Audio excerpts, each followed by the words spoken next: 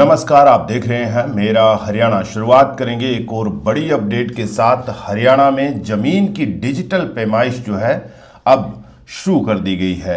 बताएंगे आपको पूरी जानकारी कि आखिर कैसे होगा, कहां पे आपने अप्लाई करना है, कितनी फीस होगी, तमाम जानकारी आपको इस वीडियो के जरिए हम देने वाले हैं। लेकिन सबसे पहले अगर आप चैनल पर पहली बार आए हैं तो चैनल को फॉलो और सब्सक्राइब करना मत भूलिएगा।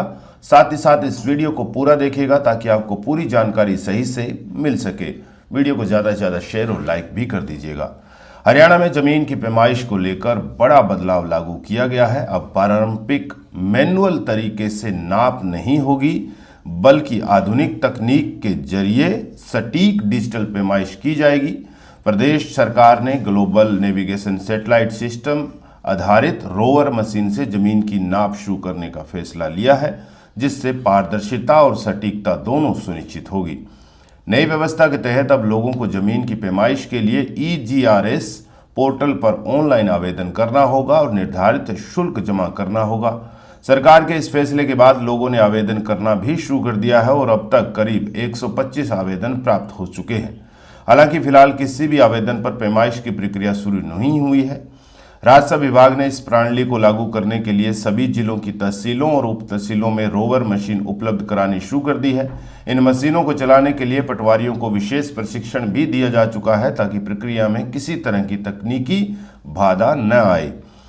GNSS रोवर मशीन सीधे सैटेलाइट से सिग्नल प्राप्त करती है और इसे हरियाणा में स्थापित 19 CORS यानी continuously operating reference stations network से भी जोड़ा जाएगा।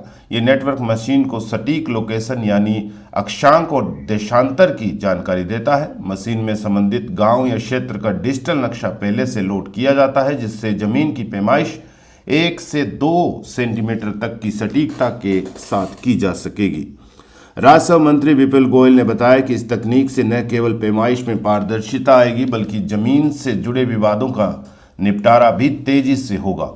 मशीन से प्राप्त डेटा सीधे विभाग के सर्वर पर अपलोड किया जा सकेगा, जिससे रिकॉर्ड में किसी तरह की छेड़छाड़ की संभावना भी खत्म होगी।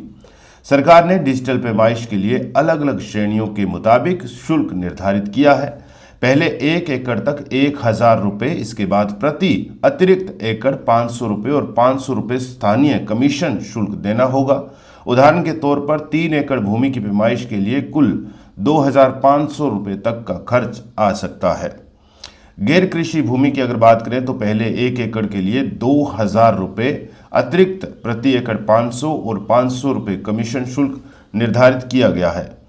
वहीं शहरी क्षेत्र की अगर बात करें तो 500 वर्ग गज तक 2000 रुपये का फ्लैट रेट तय किया गया है, जबकि इससे ज़्यादा क्षेत्र के लिए 3000 रुपये शुल्क लगेगा।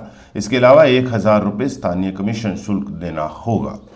इस नई व्यवस्था को जमीन से जुड़े विवादों के समाधान की दिशा में बड़ा कदम माना जा रहा है। विशेषज्ञों का मानना है कि डिजिटल पैमाइश से सीमांकन विवादों में कमी आएगी और लोगों को तेज, पारदर्शी और भरोसेमंद सेवा मिल सकेगी।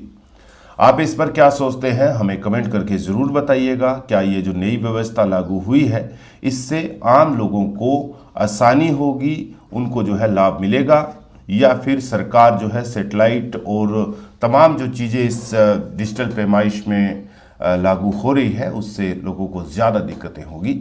हमें कमेंट करके ज़रूर अपनी राय दीजिएगा। नमस्कार।